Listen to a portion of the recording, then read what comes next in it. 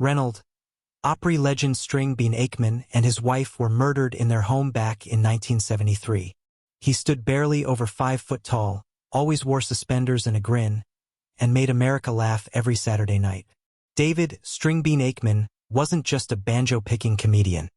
He was a cornerstone of early country entertainment. From his legendary performances on the Grand Ole Opry to his unforgettable presence on Hee Haw, Stringbean became an icon. The oversized pants, the quick wit, the blazing banjo licks. He was beloved not just for his talent but for his authenticity. Yet behind that folksy charm was a man shaped by hardship. Raised in rural Kentucky, molded by the Great Depression, Stringbean trusted few and kept his life, and his savings, close to the chest. That caution, however, may have painted a target on his back. In 1973, the unthinkable happened.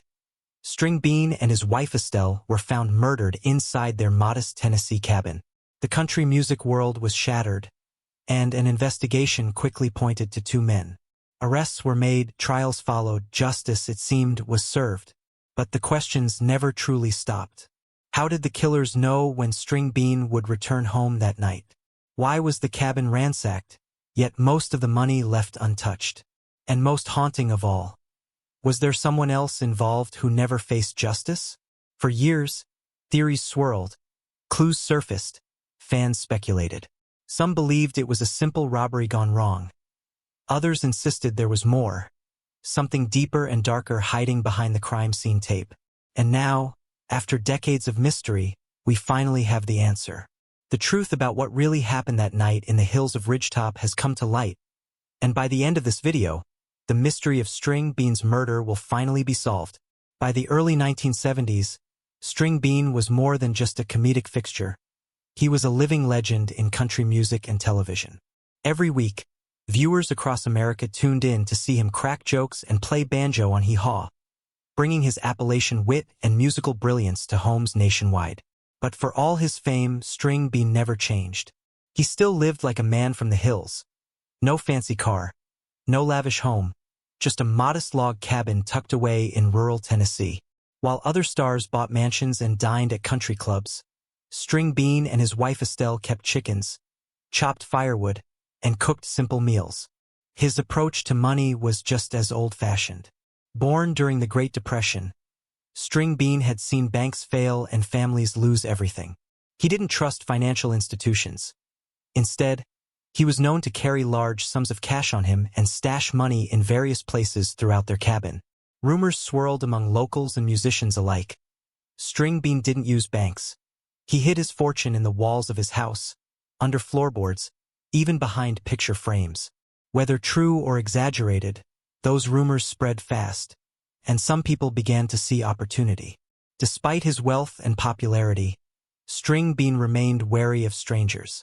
He'd once been robbed while on the road, an experience that left him even more cautious. He and Estelle rarely entertained visitors, kept their circle tight, and stuck to a routine that never changed. On Saturday nights, they'd perform at the Opry, then drive home to their secluded cabin. That routine gave them comfort, but it also made them predictable, and that predictability was what made them vulnerable.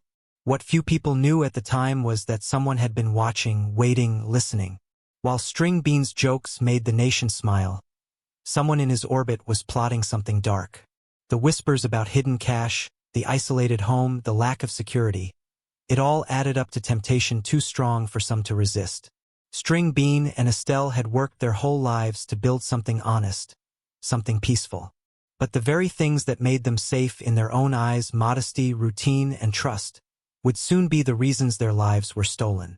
And on one quiet November night, those dangers would come crashing through their front door.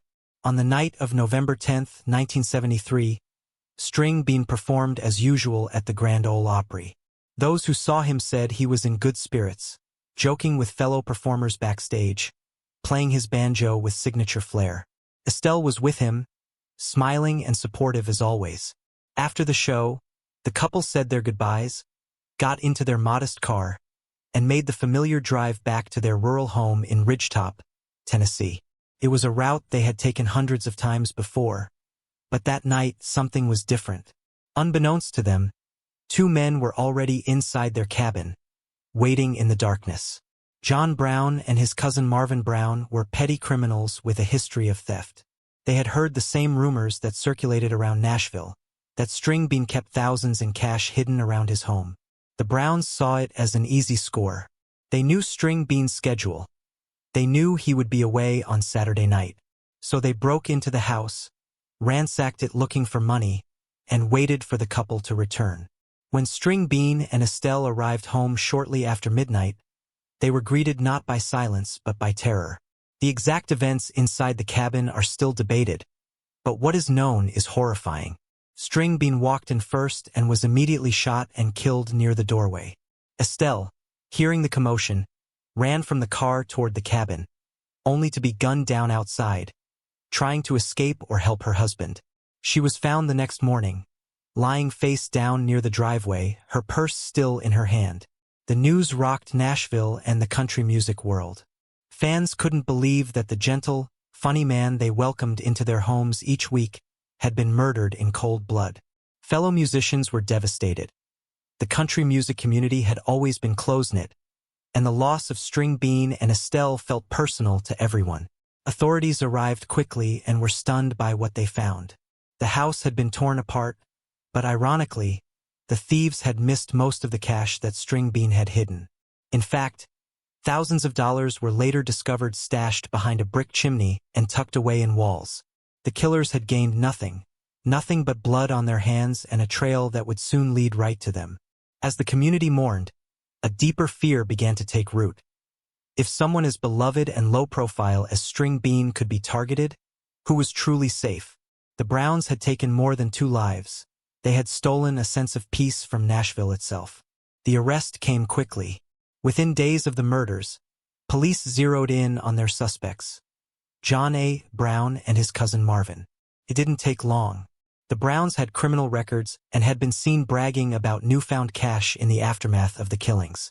Their connection to the area and their sudden access to money raised immediate red flags. John Brown was arrested first.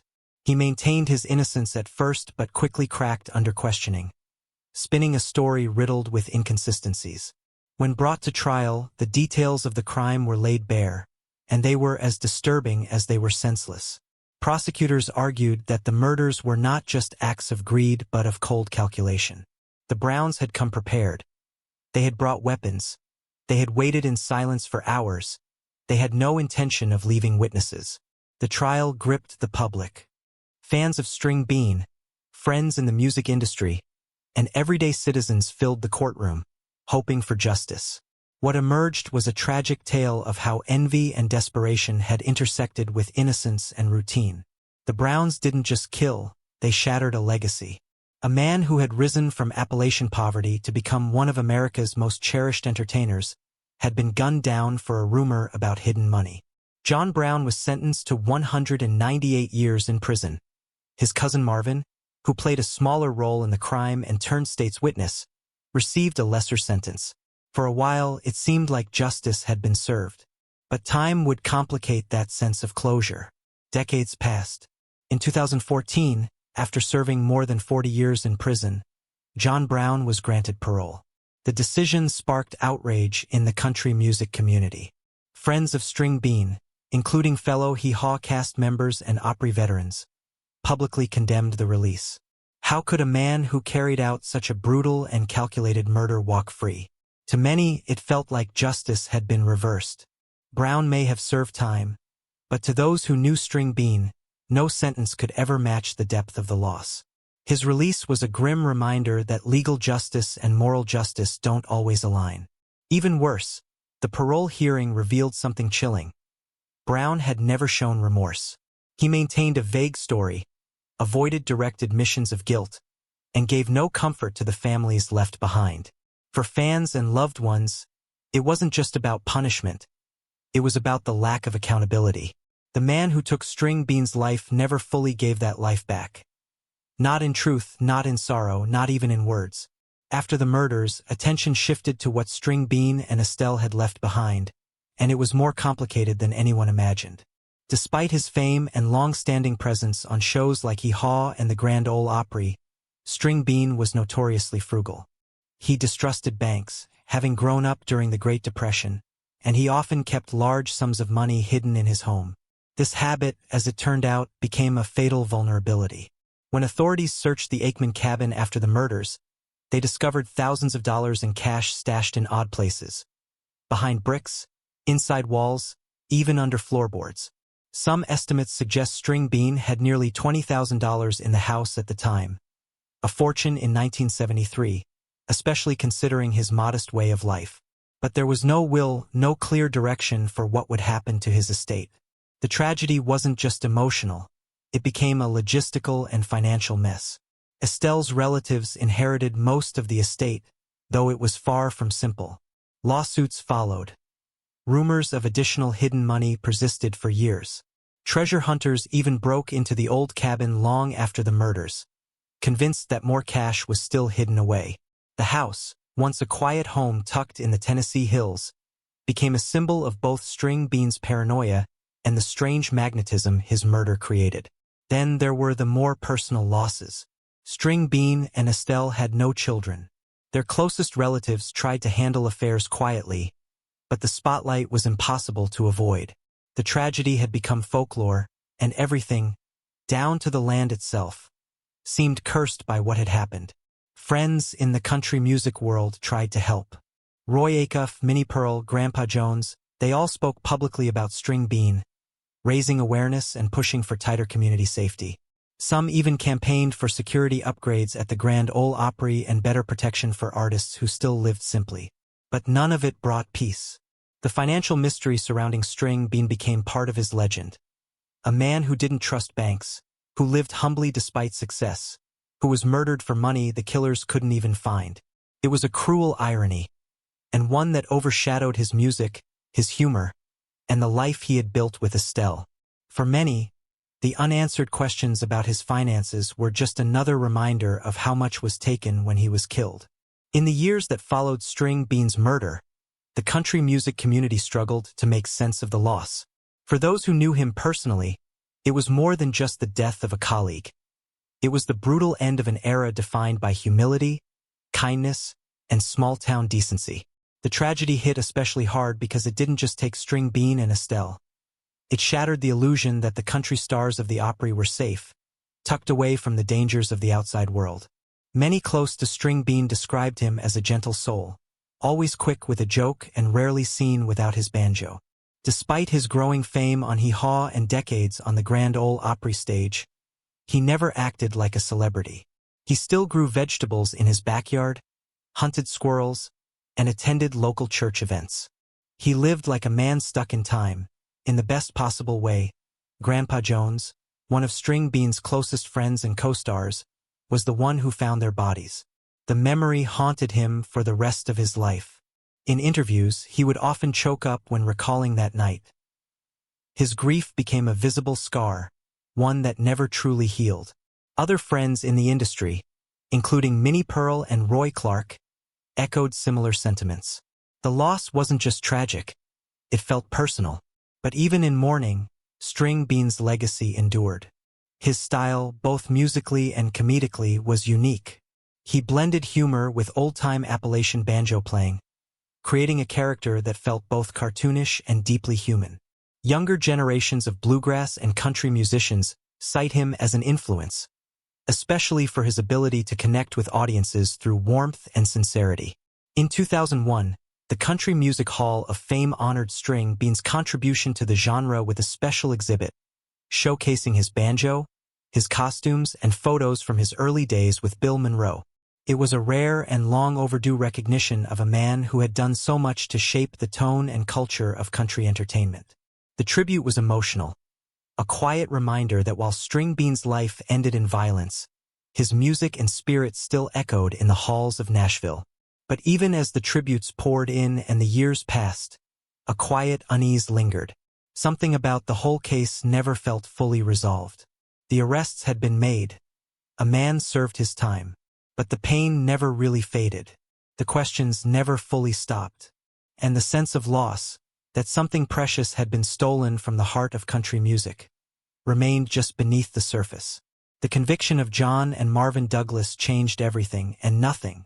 In 1973, just weeks after the murders, police arrested the cousins, both with a history of petty crime and local trouble.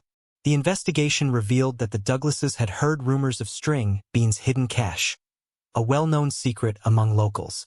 They believed the reclusive star kept tens of thousands of dollars in his modest cabin, stashed away in coffee cans, beneath floorboards, even hidden inside the walls.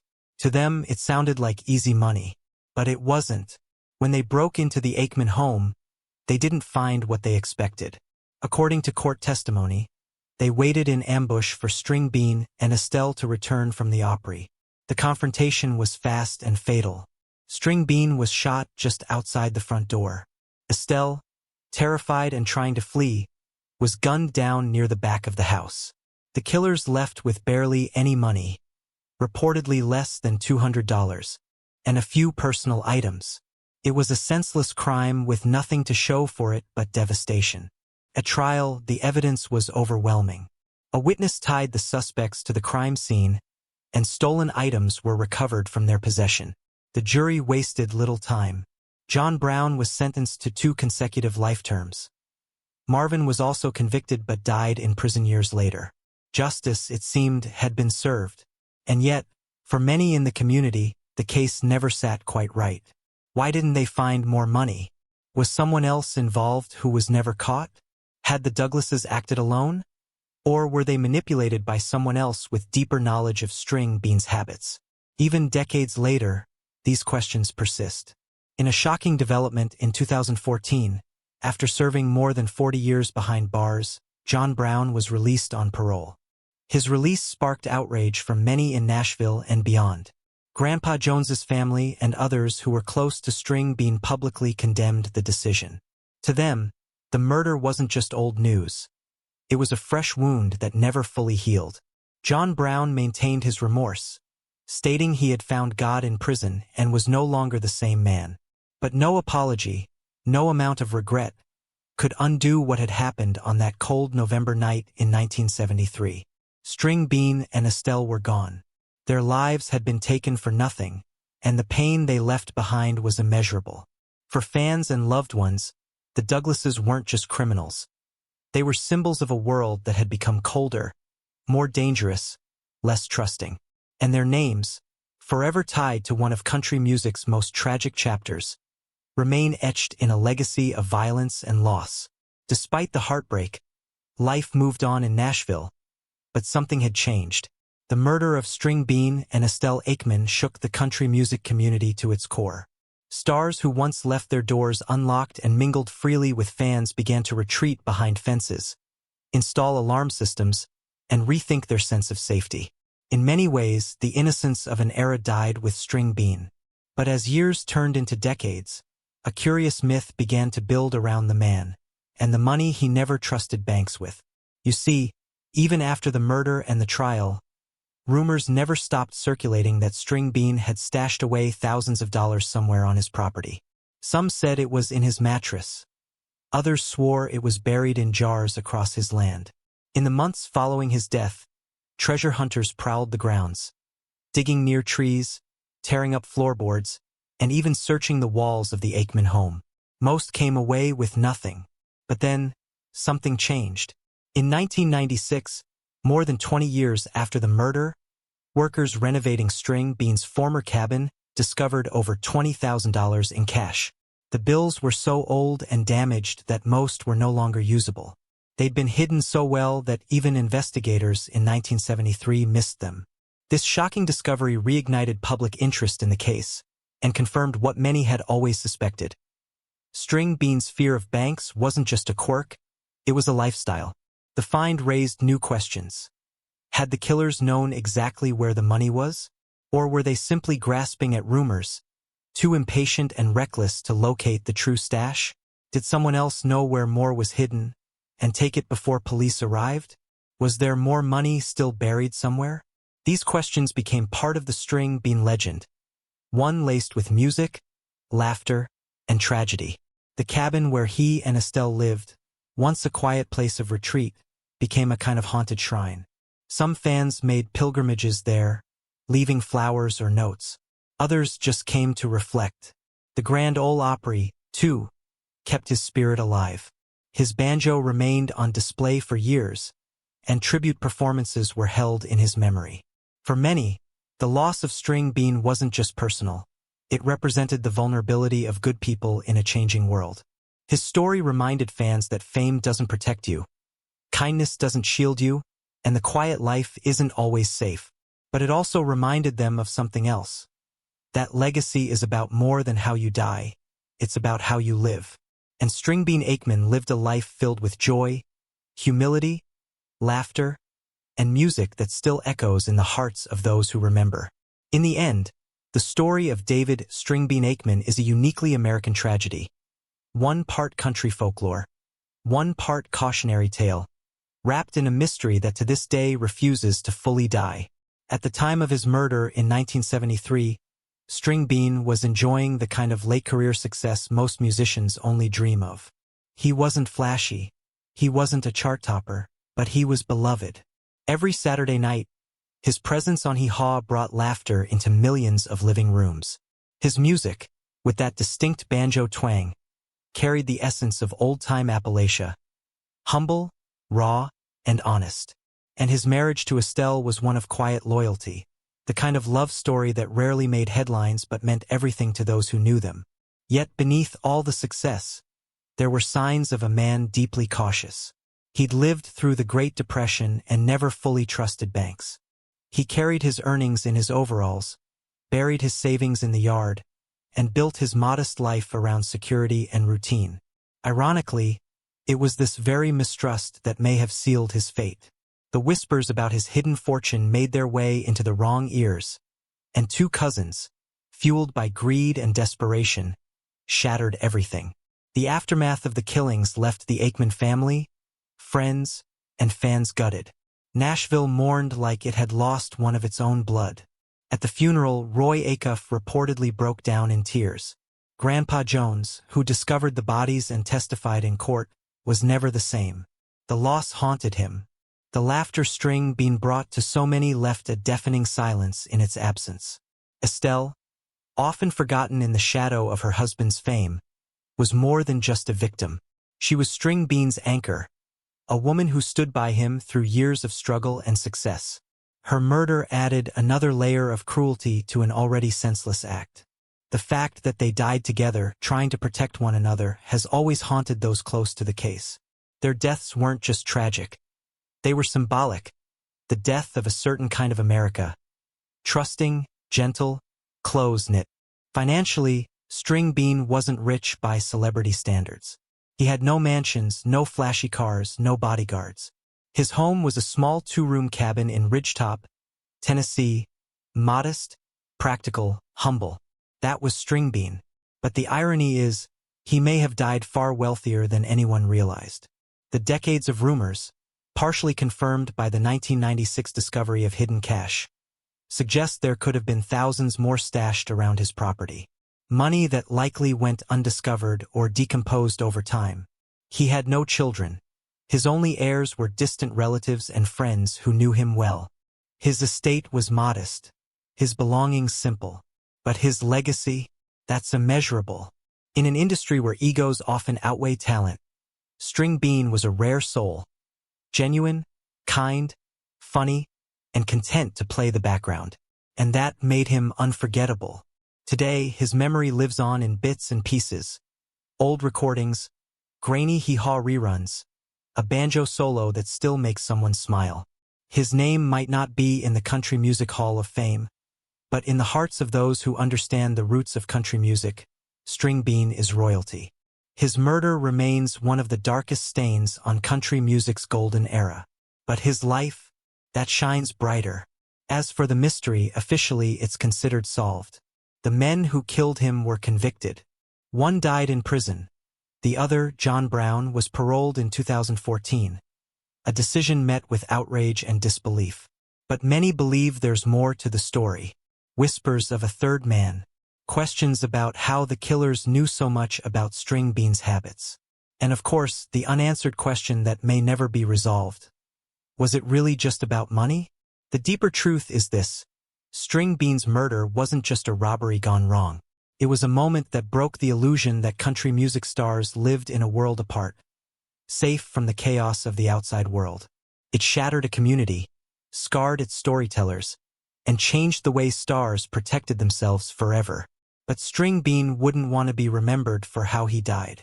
He'd want to be remembered for how he made people laugh, how he made them sing, and how he made them feel like maybe, just maybe, life didn't need to be so complicated. And in the final measure, maybe that's the real ending to the Stringbean mystery. He didn't need millions, fame, or mansions to leave his mark.